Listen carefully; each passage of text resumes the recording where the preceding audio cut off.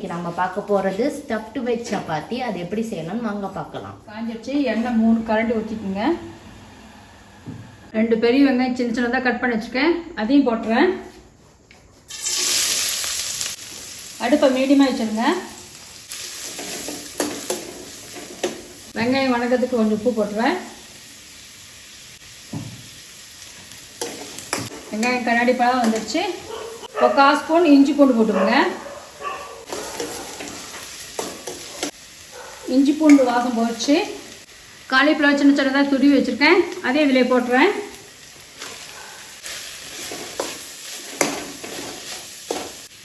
ரெண்டு உருளைக்கிழங்கு, ஒரு கேரட்டு, குடமிளகா 1 துருவி வச்சுருக்கேன், அதையும் போட்டுறேன்.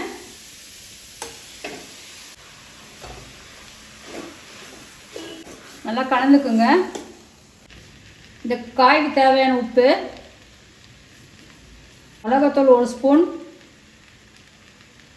கரம் மசாலா 1/2 ஸ்பூன், சீரகத்தூள் 1/2 ஸ்பூன்.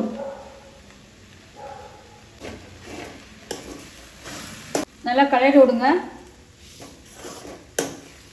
1 நிமிஷம் மூடி வச்சிடலாம். அப்பப்போ தொடர்ந்து கலரி விட்டே இருங்க. 1 நிமிஷம் ஆயிடுச்சு.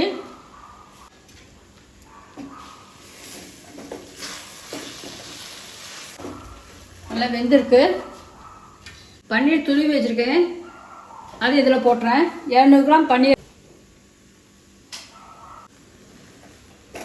நல்லா கலரி விடுங்க. அடுப்பை மீடியிலுமே இருக்கட்டும். நல்லா கலந்தாச்சு. கொத்தமல்லி போட்டு அடுப்பை ஆஃப் பண்ணிவிடுங்க. நான் அடுப்பை ஆஃப் பண்ணிட்டேன்.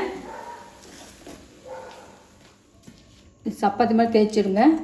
தேய்ச்சிட்டு இது 3 ஸ்பூன் உள்ளே வச்சுருங்க. இது அப்படியே மடக்கிடுங்க. மடக்கிட்டு ஓரத்தில் அப்படியே அழுத்தி விட்ருங்க.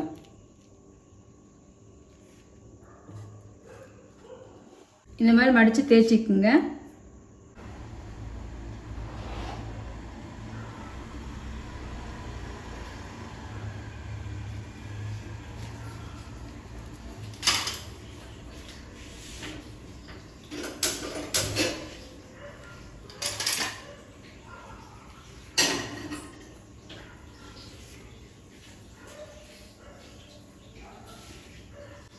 இந்த மாதிரி மோமோ ஷேப்பில் கூட நீங்கள் வந்து பண்ணிக்கலாம்.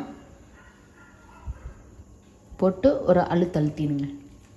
இந்த மாதிரி ஒரு அழுத்திடுங்க. லேசாக கையில் தட்டினா கூட போதும். அந்த மாதிரி செஞ்சலாம். இல்லைன்னா சப்பாத்தி தேய்ச்சி அதுக்குள்ளே இது வச்சு இன்னொன்று அது சப்பாத்தி மேலே வச்சு இந்த ஓரத்தில் அழுத்தி விட்ருங்க. இப்போ இதை சுட்டு எடுக்கலாம். இப்போ வச்சு வடசட்டி வச்சுட்டேன்.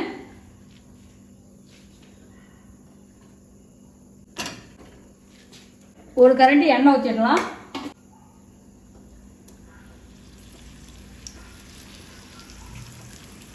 அடுப்பை மீடியமாக வச்சுருங்க. இதை நம்ம டீப் ஃப்ரை மாதிரி கூட பண்ணலாம், இல்லைன்னா இந்த மாதிரி ஷாலோ ஃப்ரை மாதிரி பண்ணி எடுக்கலாம். ஷாலோ ஃப்ரைனா கொஞ்சம் ஆயில் வந்து கட்டுப்படுத்தலாம். டீப் ஃப்ரைனா கொஞ்சம் நிறைய எண்ணெய் போட்டு பொரிச்சு எடுக்கிற மாதிரி இருக்கும். அது ஒரு சில பேருக்கு பிடிக்காதனால இந்த மாதிரி ஷாலோ ஃப்ரை பண்ணிங்கன்னா இதுவும் ஈஸியாக வெந்துடும், கிறிஸ்பியாகவும் வரும். நல்லா ஒரு சைடு சப்பாத்தி இந்த மாதிரி சாஃப்டாக கோல்டன் ப்ரௌன் ஆனோடனே திருப்பிடலாம்.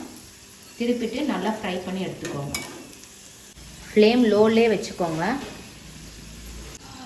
இப்போ பார்த்தீங்கன்னா 2 சைடுமே நான் வந்து சப்பாத்தி வந்து நல்லா கோல்டன் ப்ரௌன் மாதிரி வர வரைக்கும் வேக வச்சுட்டேன். இப்போ இதை எடுத்துடலாம். ஸ்டஃப்டு வெஜிடபிள் சப்பாத்தி ரெடி ஆகிடுச்சு. வீட்டில் செஞ்சு பாருங்கள். இது சைடாக வந்து நீங்கள் கெச்சப் யூஸ் பண்ணிக்கலாம், இல்லைன்னா வந்து ஸ்வீட் சில்லி சாஸ் அந்த மாதிரி கூட நீங்கள் ட்ரை பண்ணி சாப்பிட்லாம். இது வீட்டில் ட்ரை பண்ணி பார்த்துட்டு எப்படி இருக்குன்னு கமெண்ட்ஸாக சொல்லுங்கள். மீண்டும் இன்னொரு ரெசிபியில் நம் சமையலை பார்க்கலாம்.